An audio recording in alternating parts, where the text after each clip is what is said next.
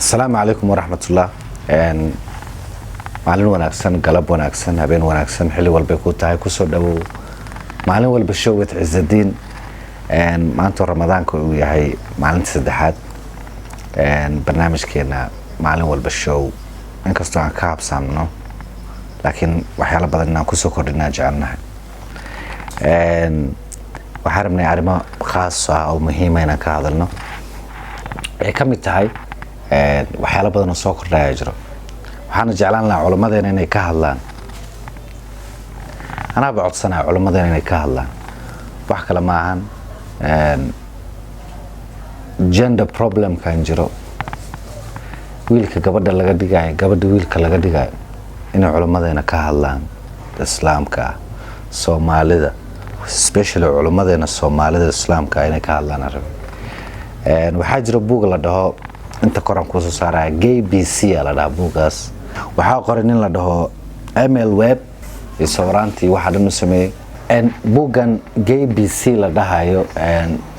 waxaa maqli jirnay buug la dhaho ABC oo alphabeticalka naxwaha Englishka dadka lagu baro, laakiin buugan markaa fiirisid GBC sababta loogu bixiyo wax kale ma ahayn.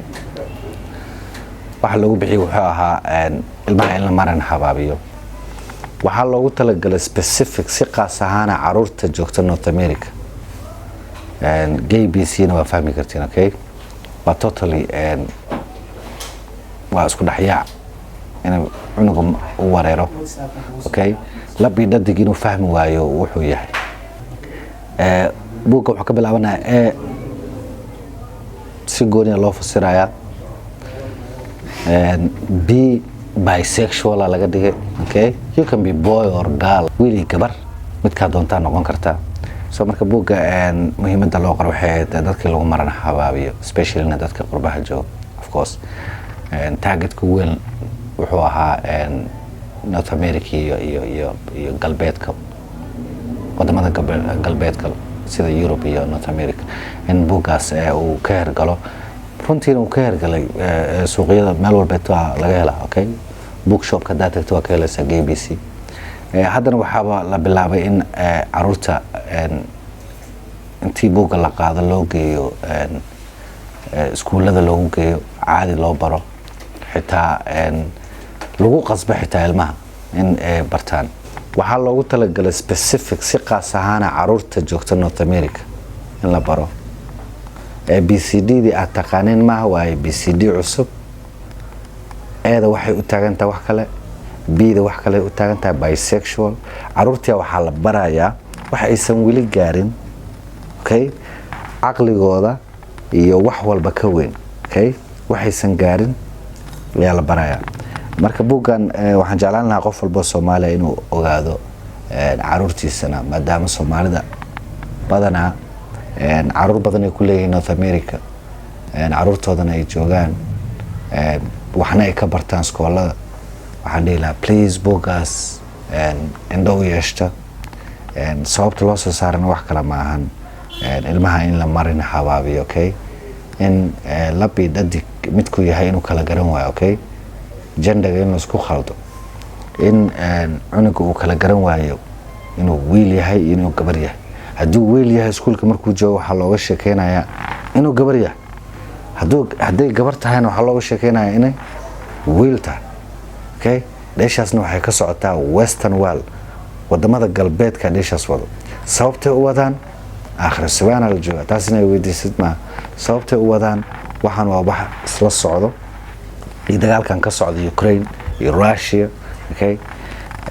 waxyaalo badan jira adduunka ka socdo. marka Soomaaliya waxaan dhihi lahaa wixii waalid ah oo maanta qurba joogo, caruurtaada please ogo waxa la siinayo.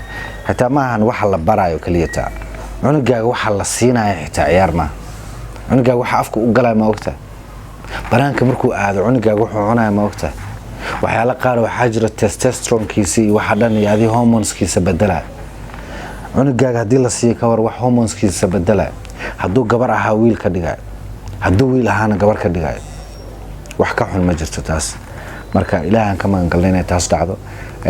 wayna fiicanta waxyaalaha qaar in iska wacyigelin isku sheegno.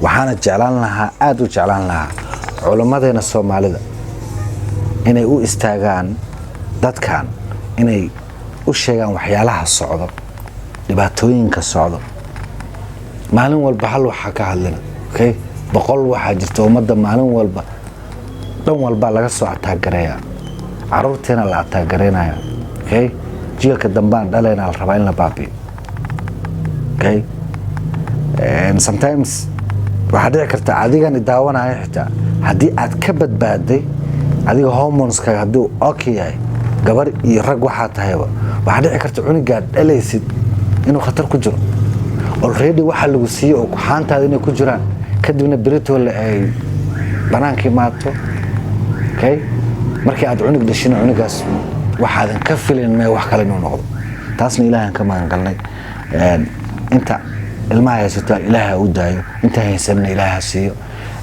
caruurteena waxaan jeclaan lahaa priority oo koowaadna ayaga siino meeshii aadayaan waxay akhrisanayaan iyo waxay afka gelinayaan cunayaan sababta adduunka zaid u halaabay maanta meeshuu marayo waxay tahay cunuga wuxuu cunaya afka wuxuu gelinayo xitaa waxa loogu soo darayaa wax bedelayo hormoneskiisa gudaha okay waxa jiro gabar u dhalatay adeeg iyo ragnimo okay waxay leedahay feminine ma waa masculine badan ay leedahay la gabar wiil amal waa gabadhaas waxa la isku dayayaa in wiil toos laga dhigo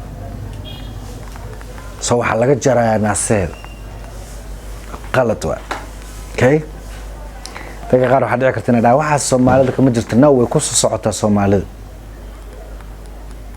waxa jiro wiil oo feminine iska jiljilacsanaa jira waa la sii qorqoraya waa la sii jilcinaya okay waxa loo yeelaya wax uusan ku dhalan jirkiisa Soomaaliya waxaan jeclaan lahaa waxaas inaad indho yeelataan especially waxaan jeclaan lahaa culimadeena Soomaaliyeed inay ka hadlaan arintaas aniga nagu sii dheeraan bugan KBC la dhahayo oo halkan saaran iska ilaaliyo caruurtiina uga diga sababta uu marin habaabinaya okay qof rabo ma jirto cunugiisa oo gabar ahaa inuu wiil noqdo ama cunugiisa wiil ahaa inay gabar noqoto qof walba wuxuu rabaa cunugu dhalay sidoo ku dhalay inuu ahaado inuu jandagiisa isbedelo ma jeclo ma sheegna aabaha ama hooyadaas inay wax ka sii ka yihiin haddii ay rabtana